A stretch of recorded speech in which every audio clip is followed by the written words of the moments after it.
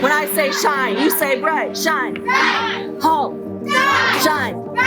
Thank you. Welcome, everyone. Good evening. Thank you so much for being with us here tonight. It's so nice to see so many beautiful faces on what should have been a beautiful clear skies night. And Mother Nature didn't agree with us tonight, but that's okay because it's a beautiful night regardless. So I'm Principal Cheryl Lindsay of Hall STEM Academy. I'm so thankful to have you here with us this evening and for just this very special occasion that we have been dreaming of and been watching it develop over the past year. This wonderful addition to Hall STEM Academy is the result of so many individuals within the community, within the district, within many organizations that helped it come to fruition. And I'm so grateful for our facilities and operations team. They have worked in very creative conditions with a worldwide supply chain shortage. You might see a couple of spaces in the observatory that aren't quite done yet. We're waiting on a few little pieces, but it's gorgeous and it's ready for us to start learning in and start to use. I also want to thank so many people of my staff, but we are going to get to what's really important, and that is to be able to see the observatory. We could not have done this without this gentleman right over here, Mr. Mark Jobe. He is currently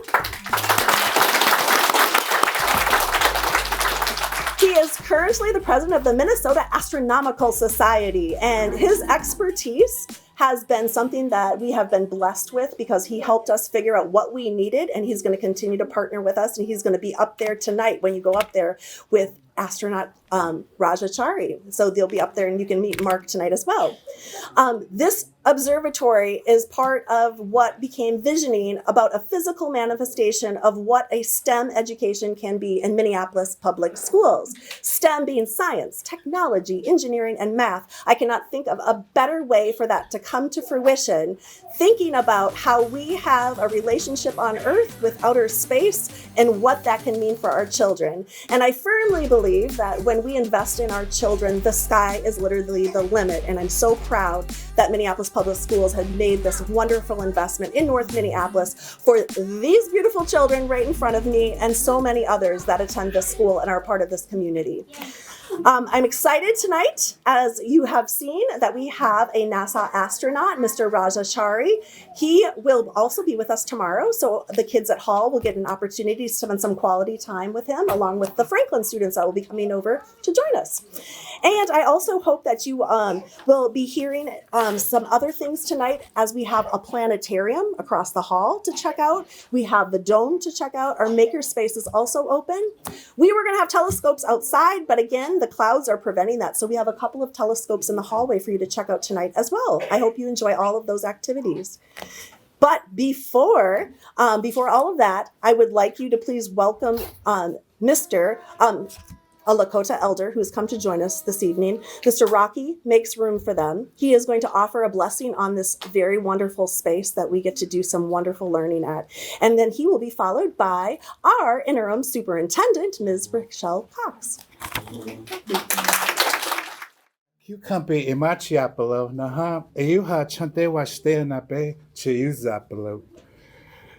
It's an honor for all of us to be here tonight.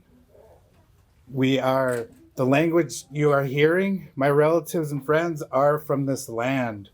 They come from this land thousands of years ago. We come from the 7 council fires, the Dakota, Lakota, Nakota. We were born in this land and we are buried in this land. If you've been to Mounds Park nearby, that is our home when we go. There's a reflection of our land. Whatever is on land is in the sky, and whatever is in the sky is on the land. And so the teachings that we're going to have tonight about the star world, it's good that we're all here as relatives tonight. It's good that we honor our relative Raja. And as a Dakota, Lakota, Nakota person, we are star people, and I'm really honored to have met him. And we're here tonight as relatives.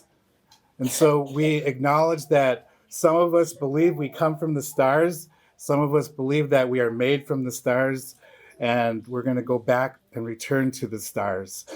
Our friend Raja has already been up to the stars. He's already been there, and it's really exciting that he's made it back, and he's here, and he's going back again. And it's a real blessing and honor to have him in our space. And it's an honor for me to speak amongst the indigenous people of this land, which also and later we shared it with the Anishinaabe people. And so the tribes in this Minnesota, that's a Dakota word also, Minnesota. And so in this land, the two tribes are the Anishinaabe and the Dakota people. And I'm honored to be here tonight to observe the telescope, to meet Raja, to meet you, and to open this in a good, very humble and exciting way to just all remember where we are tonight on this land. So thank you. Wopilao.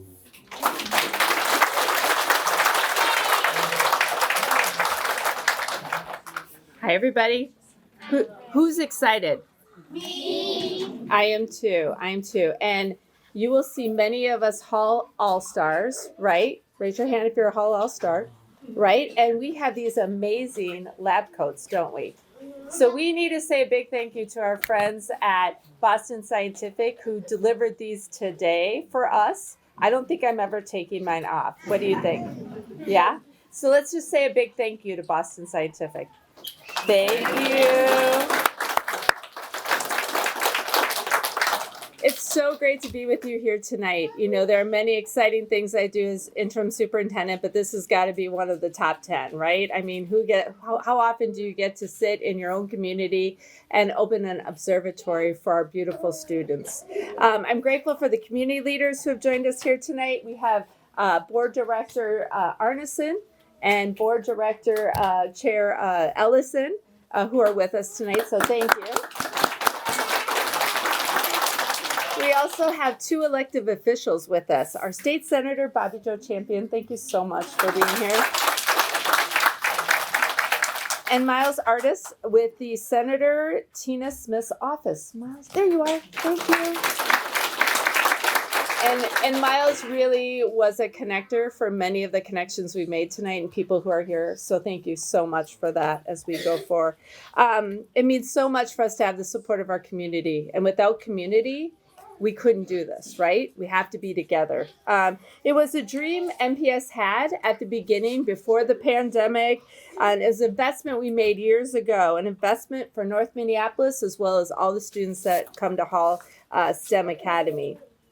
This observatory and the universal possibilities it represents is just one of the ways that our students at Hall get hands-on learning. And wow, this is a way, right? This is pretty exciting. So thank you, Cheryl. Thank you for your leadership through what was, I'm sure, a rather intrusive project. I look forward to all that your staff can do and all your students can learn as a result. I want to say also, thank you to Kurt Hartog and his team in operations for making the impossible possible by recreating what we believe is the only observatory in a Minnesota elementary school, right here. And thank you to our Board of Education for standing by us for the last 2 years. As we continue to turn to our elected officials and our community tonight, we want to ensure that Hall and Minneapolis and Minnesota schools continue to have the resources they need to create safe learning environments for our students. I look forward to talking to many of you as we wander around tonight and shoot for the stars. But first, it's my absolute pleasure to introduce Mr. Raja Chari. Mr. Chari, I have to tell you some facts because this is amazing. So Mr. Chari served as the commander of the NASA SpaceX Crew 3 mission to the International Space Station, which launched on November 10th, 2021. He served on the International Space Station as part of Expeditions 66 and 67 before returning to Earth May 6, 2022, after spending 177 days in orbit. Very impressive. So it is my distinct pleasure and honor to introduce you to Raja. Thank you so much.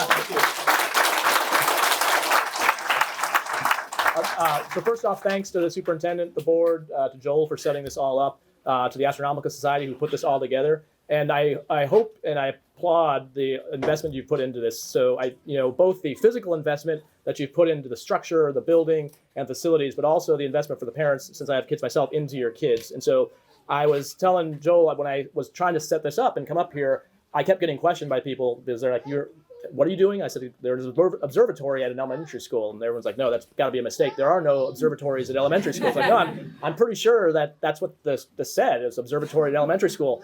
And so even within NASA and we do a lot of school visits, but this is a first for me and I think just about anyone in our office. So you guys have really built something special here. And like I said, there's the physical part, but then there's the children here that you're investing in. So I really applaud that. This is amazing. I look back. So for me, the thing that struck my interest in science and exploration is way smaller than this. But this is the age where that spark happens. And for me, I had my mom has pictures of me as a 5-year-old dressed up as an astronaut. But I think everyone at some phase of their life wants to do these things, and then you kind of dial that back when you learn to be more realistic. But for me, around 8th grade, we got new science tables in our lab. They're these cool black official lab tables, and that to me was the coolest thing ever. I don't know why that sparked it, but that was it. So I'm hoping that one of you 20 years from now is like, that day we got an observatory in our school. That was amazing.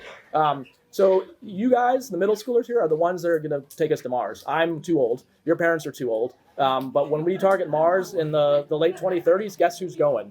It's going to be you guys. Yeah. And there's a lot of problems to figure out. A lot of problems. Radiation, water reclamation. We drink our own pee up there. We have to recycle it. We got to recycle more of it. Yeah, that's right. So we clean it first. Don't worry. It's not actually our pee. All right.